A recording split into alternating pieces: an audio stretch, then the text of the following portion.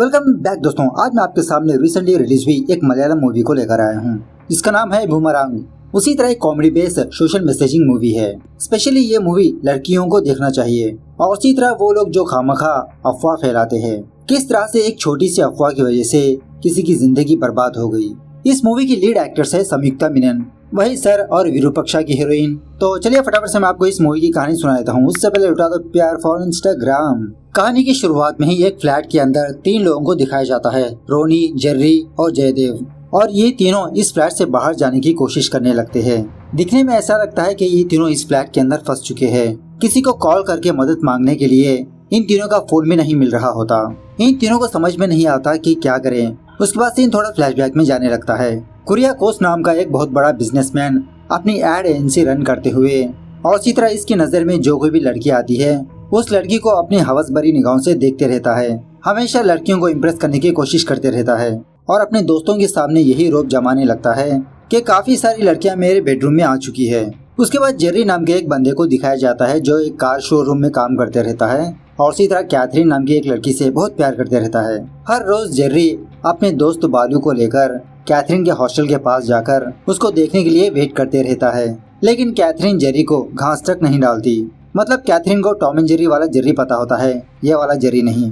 और उसी तरह जेर्री कैथरीन से बात करने के लिए बहुत डरते रहता है। उसके बाद रोनी नाम के एक बंदे को दिखाया जाता है जो एक प्राइवेट बैंक में काम करते रहता है। कुछ दिनों बाद रोनी की शादी एंसी नाम की एक लड़की से होने वाली होती है और एक्चुअली इन दोनों का ऑलरेडी रिलेशनशिप होता है, लेकिन इसके बावजूद भी रोनी हर एक लड़की से फ्लर्टिंग करते हुए और उसी तरह एक लड़की के साथ अफेयर में होता है। हर रोज रोनी का काम यही होता है कि ये बड़े से बड़े बिजनेसमैन से मुलाकात करके अपने बैंक में फिक्स डिपॉजिट करवाना। खैर उसी वक्त एंसी रोनी को कॉल करके बताने लगती है कि 2 दिनों बाद तुमको चर्च आना होगा। शादी से पहले चर्च में एक काउंसलिंग होता है, हम दोनों कंपलसरी उस काउंसलिंग को अटेंड होना होगा। उसी दिन मेरे अंकल से तुम्हारी मुलाकात करवाऊंगी। मेरे अंकल सिर्फ तुमसे मुलाकात करने के लिए ही गल्फ से आ रहे हैं। रोनी यही कहने लगता है, अरे यार तुम कितनी बार बोलोगी, मुझे याद है वो बात। अच्छा ठीक है तुम रखो, मुझे दूसरा कॉल आ रहा है। इस तरह से रोनी एक और लड़की का फोन अटेंड करके उसके साथ रोमांटिकली बात करते रहता है। दूसरी तरफ कुरियाकोस अपने दोस्तों के पास जाकर फुल दारू शारू पीते हुए लड़कियों के बारे में बात करते रहता है कि लड़की को ये कैसे इम्प्रेस करता है।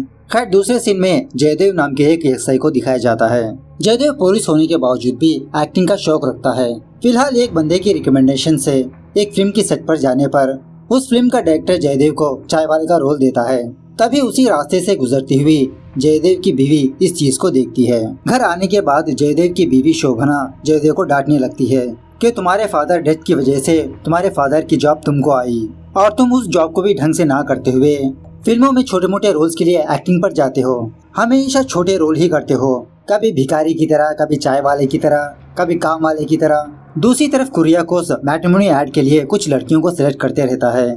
सो ये बंदा सारी स्लिम लड़कियों को रिजेक्ट करके एक मोटी वाली लड़की को सिलेक्ट करता है। जब डायरेक्टर कुरियाकोस से पूछने लगता है कि आपने इस लड़की को क्यों सिलेक्ट किया, कुरियाकोस कहने लगता है कि हम एक मैट्रिमोनी ऐड कर रहे हैं। जो लड़कियां स्लिम और खूबसूरत होती है उनको कैसे भी रिश्ते मिल जाते हैं। सो इस लड़की की वजह से हम अपने ऐड में ये दिखाएंगे कि शादी के लिए ब्यूटी और स्लिम होना जरूरी नहीं है। इस लड़की के बगल में एक 6 पैक वाले बंदे को रखो। उसी वक्त जयदेव कुरियाकोस को कॉल करके कहने लगता है कि आपने गन लाइसेंस के लिए अप्लाई किया था ना, इसके लिए कुछ डॉक्यूमेंट्स की जरूरत है। कुरियाकोस कहने लगता है कि फिलहाल मैं एक एड शूटिंग में बिजी हूँ, शाम में आकर मुझसे मुलाकात करिए। इस तरह से एक एड्रेस देता है। सो उसी तरह से शाम में जयदेव कुरियाकोस से जा मिलने लगता है। कहने लगता है कि गन लाइसेंस का मामला मैं संभाल लूंगा, लेकिन सुबह में आपने कहा था ना कि किसी एड शूटिंग में बिजी हो। मुझे बचपन से ही एक्टिंग का बहुत शौक है, लेकिन मेरे पापा की वजह से मैं पुलिस वाला बना। आप मुझे बस एक अच्छा सा कैरेक्टर दिलवा दीजिए। बाहुबली में भल्लाला देव को छाता पकड़ने का रोल मिला था मुझे, लेकिन उस टाइम मुझे लीव्स नहीं मिले, सो वो कैरेक्टर मेरे हाथों से मिस हो गया। इसी बात को लेकर हमेशा मेरी वाइफ मुझे डांटती रहती है कि एक्टिंग में तुमको एक भी ढंग का रोल नहीं मिलता। आपको एक सीक्रेट बात बताऊं, इसी वजह से 1 साल से मेरी बीवी ने अपने पास नहीं बुलाया। कुरियाकोस कहने लगता है, अच्छा ठीक है सर, मैं आपको अच्छा सा कैरेक्टर दिलवा दूंगा। और अपने फोन में एक लड़की की फोटो दिखाते हुए कहने लगता है, अगर आपने मेरी गन लाइसेंस का काम कंप्लीट कर दिया तो मैं आपके लिए इस लड़की को सेट कर दूंगा। 1 साल का गैप आया ना आपको, इस लड़की के साथ मस्त एंजॉय कीजिए। अब उसी होटल में रोनी और उसका फ्रेंड मौजूद होते हैं। रोनी का फ्रेंड रोनी को कुरियाकोस को दिखाते हुए कहने लगता है कि वो बहुत बड़ा बिजनेसमैन है, अगर उसके जरिए से बैंक में फिक्स डिपॉजिट करवाओगे तो तुम्हारा टारगेट कंप्लीट होगा। इस तरह से रोनी को कुरियाकोस के पास ले जाने पर कुरियाकोस रोनी को अपना विजिटिंग कार्ड देता है, घर पर आने के लिए कहता है। उसके बाद एनसी रोनी को कॉल करके यही बात याद दिलाने लगती है कि कल तुमको चर्च में आना होगा। रोनी कहने लगता है कि कल एक इम्पोर्टेंट क्लाइंट के साथ मेरी मीटिंग है, वो खत्म होने के बाद आ जाऊंगा। यह देखकर रोनी का फ्रेंड रोनी से पूछने लगता है कि तुमने एनसी को शादी के लिए कैसे मनाया। रोनी कहने लगता है कि जब एक दिन रोनी किसी लिफ्ट में था, उसी लिफ्ट में एनसी भी थी। उसी भीड़ का फायदा उठाते हुए रोनी एनसी के पीछे टच करता है। अब एनसी ये सोचने लगी कि इसके पीछे वाला बंदा इसको टच किया। सो रोनी इसी सिचुएशन का इस्तेमाल करके उस बंदे को मारने पीटने लगता है। एनसी के सामने हीरो बन जाता है। एनसी रोनी से प्यार करने लगी। रोनी का फ्रेंड पूछने लगता है कि इसके बावजूद भी तुम दूसरी लड़की के साथ अफेयर में क्यों हो। इसके जवाब में रोनी सिर्फ मुस्कुराने लगता है। दूसरी तरफ जेरी किसी पार्टी में जाकर कैथरीन को प्रपोज करने की कोशिश करने लगता है, लेकिन कैथरीन जेरी को इग्नोर करते हुए दूसरे बंदे के साथ वहाँ से चली जाती है। ये देखकर बेचारे जेरी का दिल टूट जाता है। सोचने लगता है कि शायद कैथरीन उस लड़के से रिलेशनशिप में है। ठान लेता है कि आज के बाद से कैथरीन के पीछे नहीं जाएगा, कैथरीन को भूल जाएगा। प्रेजेंट डे पर रोनी, जेरी और जयदेव एक दूसरे को देखकर एक दूसरे के बारे में पूछने लगते हैं कि ये तीनों यहाँ पर कैसे आए। सो पहले रोनी कुरियाकोस से मुलाकात करके अपने बैग में फिक्स डिपॉजिट करवाने के लिए कुरियाकोस के घर आता है। फ्लैट की घंटी बजाने पर एक लड़की दरवाजा ओपन करती है। रोनी से कहने लगती है कि कुरियाकोस घर पर नहीं है। रोनी इस लड़की को देखकर यही सोचने लगता है कि लड़की तो बहुत ही मस्त है, शायद कुरियाकोस की कोई चाहने वाली होगी। इस लड़की को मैं भी लाइन में रखूंगा। इस तरह से रोनी अपने फोन से कुरियाकोस को कॉल करने का नाटक करने लगता है और इस लड़की के पास आकर कहने लगता है कि मैंने अभी भी सर से बात की, थोड़ी देर में आएंगे, मुझे अपने फ्लैट में वेट करने के लिए कहा। फ्लैट के अंदर जाकर इस लड़की से इसके बारे में पूछने लगता है कि आपका नाम क्या है और कुरियाकोस सर आपके क्या लगते हैं। ये लड़की कहने लगती है कि मेरा नाम हनी है और मैं कुरियाकोस की कुछ नहीं लगती। रोनी सोचने लगता है कि शायद ये लड़की जरूर कॉल गर्ल हो सकती है। जब तक कुरियाकोस नहीं आ जाते मैं भी इस लड़की के साथ एंजॉय कर लूंगा। इस तरह से हनी से बात करने लगता है कि तभी आंसी रोनी को कॉल करती है, लेकिन रोनी अपना फोन स्विच ऑफ करके हनी के पास आकर यही कहने लगता है कि अब देर किस बात की, हम दोनों के बीच इस दूरी को मिटा देते हैं। जब तक कुरियाकोस नहीं आ जाते तब तक टाइम हमारा ही है। सो हनी रोनी को बेडरूम में ले जाने लगती है। दूसरी तरफ जेरी के शोरूम वाले जेरी को कुरियाकोस का एड्रेस देकर उसके घर जाकर यह पता करने के लिए कहते हैं क्या कुरियाकोस नई गाड़ी खरीदेगा या नहीं। इस तरह से जेरी भी कुरियाकोस के फ्लैट आकर घंटी बजाने पर हनी दरवाजा ओपन करती है। हनी जेरी से भी यही कहने लगती है कि सर घर पर मौजूद नहीं है। सो जेरी साइड में आकर अपने फ्रेंड को कॉल करके यही बात बताने लगता है कि अरे यार मैंने अभी भी एक बहुत ही खूबसूरत लड़की को देखा, लेकिन क्या फायदा, कुरियाकोस घर पर मौजूद ही नहीं। जेरी का फ्रेंड बालू कहने लगता है अरे यार इस सिचुएशन का इस्तेमाल करो, अब पहले से ही तुम्हारा लव फेल हो गया तो एक और लड़की को अपनी जिंदगी में आने दो। उस लड़की से कोई ना कोई बहाना बनाकर घर के अंदर चले जाओ, उस लड़की को इम्प्रेस करने की कोशिश करो। सो जेरी भी हनी को यही कहने लगता है कि मैंने अभी कुरियाकोस सर को कॉल किया था, घर में वेट करने के लिए कहा। इस तरह से घर के अंदर आकर हनी से बात करने की कोशिश करने लगता है। Eight the same time Jerry और कैथरीन का फ्रेंड जेरी को कॉल करके यही कहने लगता है कि कैथरीन मेरे बगल में ही है, लो इससे बात करो तुम। जेरी यही कहने लगता है कि अब तुम लोग मेरा मजाक उड़ाना बंद करो, मैं समझ गया कैथरीन मुझसे प्यार नहीं करती, अब मैं उसे भूल भी चुका हूँ। इस तरह से फोन काट देता है। उसके बाद जयदेव कुरियाकोस के फ्लैट आकर घर की घंटी बजाने लगता है।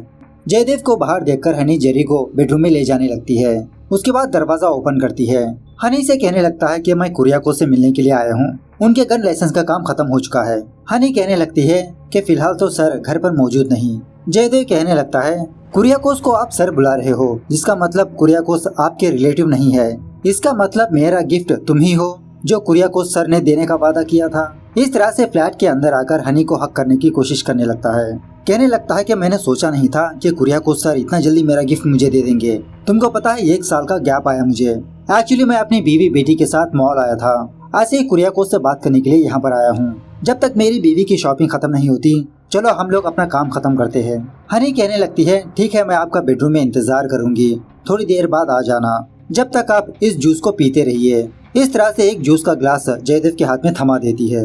दूसरी तरफ रोनी जिस बैंक में काम करता है वहाँ की सारी स्टाफ बैंक के बाहर वेट करती रहती है, क्योंकि कल रात बैंक की चाबी रोनी के पास रह गई और रोनी का फ्रेंड बार बार रोनी को कॉल करता रहता है, लेकिन no response. At the same time एंसी अपने अंकल के साथ चर्च में रोनी का इंतजार करती रहती है। ये भी बार बार रोनी को कॉल करने लगती है, लेकिन रोनी, जेर्री और जयदेव का फोन कहीं और ही होता है। दूसरी तरफ कैथरीन अपने दोस्तों से कहने लगती है कि मुझे पता था कि जेर्री मुझसे प्यार करता है, लेकिन बस मैं उसकी टांग खींचने के लिए उसे इग्नोर करती रही, लेकिन अब वही मेरे हाथ से निकल गया। दूसरी तरफ जयदेव की बीवी और उसकी बेटी जयदेव का इंतजार करते रहते हैं मॉल में। थोड़ी देर के बाद देखती ही देखती जयदेव की बेटी बेहोश हो जाती है। फटाफट से शोभना अपनी बेटी को हॉस्पिटल ले जाती है। पता चलता है कि शोभना की बेटी मैच्योर हुई। उसके बाद सीन प्रेजेंट डे पर शिफ्ट होता है। ये तीनों होश में आकर ये तीनों एक दूसरे के बारे में बताने लगते हैं कि किस तरह से ये तीनों यहाँ पर पहुँचे। तभी उसी बेडरूम में ये तीनों फ्लोर पर एक कंबल ओढ़े हुए बंदे को देखते हैं। कंबल हटाने पर पता चलता है कि ये बंदा और कोई नहीं, कुरियाकोस ही होता है। तब जाके इन दोनों को समझ में आता है कि हनी ने इन तीनों को यहाँ पर फंसा के रखा। जब ये तीनों इस घर से बाहर जाने की कोशिश करने लगते हैं, हनी गन लेकर इन तीनों को डराने धमकाने लगती है। इसी दरमियान में कुरियाकोस को भी होश आकर वो अपने कमरे से बाहर आता है। उसके बाद क्या था, हनी गन से इन चारों को डराते हुए एक जगह पर बिठा देती है। उसके बाद सीन थोड़ा फ्लैशबैक में जाने लगता है। कुछ घंटों पहले हनी कुरियाकोस के घर आई थी। कुरियाकोस हनी को देखकर कहने लगता है, आह तुम आ गई, मैं तुम्हारा इंतजार कर रहा था। चलो 2 पैक पीने के बाद हमारा काम शुरू करते हैं। इसी मौके का फायदा उठाकर हनी कुरियाकोस के ड्रिंक में बेहोशी की दवा मिला देती है। उस ड्रिंक को पीने के बाद कुरियाकोस का सर चकराने लगता है, लेकिन कुरियाकोस इसी हालत में हनी को अपने बेडरूम में ले जाने लगता है। तभी हनी कुरियाकोस के चेहरे पर बेहोशी का स्प्रे मार देती है, जिसकी वजह से कुरियाकोस वहीं पर नीचे गिर जाता है। उसी वक्त रोनी, जेर्री, जयदेव लगातार कुरियाकोस के घर आने लगे। सो हनी सेफ्टी के लिए कुरियाकोस की गन को अपने बैग में रख लेती है और इन तीनों को भी बेहोश करके बेडरूम में छुपा देती है। हर प्रेजेंट डे पर कुरियाकोस हनी से पूछने लगता है, आखिरकार कौन हो तुम, क्या चाहती हो? हनी कहने लगती है कि मेरा नाम हनी नहीं है, मेरा नाम अंजलि है। इस तरह से अपना फ्लैशबैक बताने लगती है। अंजलि किसी कंपनी में जॉब करते हुए कुछ दिनों बाद इसकी शादी होने वाली होती है। जब लड़के वाले अंजलि को देखने के लिए आते हैं, अंजलि लड़के से कहने लगती है कि एक्चुअली मैट्रिमोनी में मेरे पापा ने ही मेरी प्रोफाइल क्रिएट किया था। इतना जल्दी मेरी शादी फिक्स होगी मैंने सोचा ही नहीं था। कुछ दिनों बाद लड़के वाले अंजलि के फादर को कॉल करके रिश्ता तोड़ने लगते हैं। इसकी वजह पूछने पर लड़के वाले अंजलि के फादर के फोन को कुछ व्हाट्सएप इमेजेस सेंड करते हैं। इन फोटोज को देखने के बाद अंजलि के फादर को हार्ट अटैक होने की वजह से फटाफट से इसको हॉस्पिटल ले जाया जाता है। अंजलि अपने फादर का फोन लेकर देखने पर पता चलता है कि वो तो अंजलि के नेक्ड फोटोज होते हैं। एक्चुअली दूल्हे का फादर कुरियाकोस को अच्छी तरह से जानता होता है। जब वो बंदा अपने किसी फ्रेंड को अंजलि की फोटोज दिखा रहा होता है, कुरियाकोस अंजलि की फोटो देखकर इन दोनों से यही कहने लगता है, अरे इस लड़की को तो मैं जानता हूँ, इसकी फोटोज मेरे फोन में मौजूद है। यह सुनने के बाद दूल्हे का फादर शॉक में रह जाता है। कुरियाकोस से पूछने लगता है कि आपके पास कैसी फोटोज है। कुरियाकोस कहने लगता है कि कुछ दिनों पहले इस लड़की के नेक्ड फोटोज व्हाट्सएप ग्रुप में शेयर हुए थे। इस तरह से कुरियाकोस वो फोटोज दूल्हे के फादर को दिखाता है। सो इन्हीं फोटोज को देखकर लड़के वाले रिश्ता तोड़ देते हैं। उसके बाद अंजलि दूल्हे के फादर को कॉल करके उसे समझाने की कोशिश करने लगती है। वो बंदा कहने लगता है कि तुम तो कुरियाकोस को बहुत अच्छी तरह से जानती हो, कुरियाकोस ने ही मुझे तुम्हारे फोटोज सेंड किया। इस तरह से अंजलि को कुरियाकोस का नंबर देता है। सो अंजलि अपना नेम चेंज करके फेसबुक में कुरियाकोस को फ्रेंड रिक्वेस्ट सेंड करती है, से चैटिंग करने लगती है और इसकी एक्टिविटीज को जानने के लिए इसको फॉलो भी करने लगती है। इस तरह से फाइनली अंजलि आज कुरियाकोस के घर आती है। सब कुछ बताने के बाद कुरियाकोस से पूछने लगती है, बताओ तुम कितनी बार तुम्हारे बेडरूम में आई? कुरियाकोस कहने लगता है, एक व्हाट्सएप ग्रुप में तुम्हारी नेक्ड फोटोज मुझे शेयर हुई और मैंने अपने दोस्तों को शेयर किया और बस ऐसे ही अपना रोब जमाने के लिए अपने दोस्तों से यही कहा कि मैंने तुम्हारे साथ एक रात बिताई। अंजलि कहने लगती है कि कोई लोडू ललित मैट्रिमोनी की फोटो लेकर मुझे नंगा किया और तुम मेरे बारे में अपने दोस्तों से अनाप शनाप बकने लगे, मेरी जिंदगी बर्बाद कर दी। तुमको तो मैं एक अच्छा सा सबक सिखाऊंगी। अभी के अभी मैं तुम्हारे गन से आत्महत्या कर लूंगी और सारा इल्जाम तुम चारों पर जाएगा। इस तरह से आत्महत्या करने ही वाली होती है। ये चारों अंजलि के पैरों पर गिरकर माफी मांगने लगते हैं। सो फाइनली अंजलि इन चारों को माफ करके उस फ्लैट से चली जाती है। यहाँ पर हमको एक और बात पता चलती है कि जब अंजलि कुरियाकोस को बेहोश किया था, उसी वक्त कुरियाकोस को एक इंजेक्शन दिया था।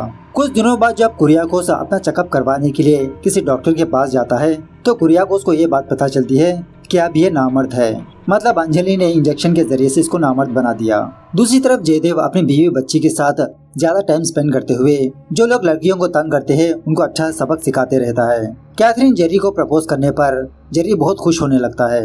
एंसी रोनी को ठुकराकर दूसरे बंदे से शादी करने के लिए रेडी हो जाती है, लेकिन कुरियाकोस अभी भी नहीं बदला होता। हर एक लड़की की फोटो देखकर यही कहने लगता है, अरे मैं इस लड़की को जानता हूँ, लास्ट वीक मेरे बेडरूम में आई थी ये। इस तरह से ये मूवी यहाँ पर दी एंड होती है। मूवी का मैसेज बस इतना है कि आपके एक छोटे से झूठ से किसी की जिंदगी बर्बाद हो सकती है और लड़कियां किसी भी प्लेटफॉर्म पर अपनी फोटो अपलोड करने से पहले 10 बार सोचिए। खैर मूवी कैसे लगी कमेंट करके बताना जरूर। मिलते हैं अगली वीडियो में, तब तक take care, bye bye, see you soon.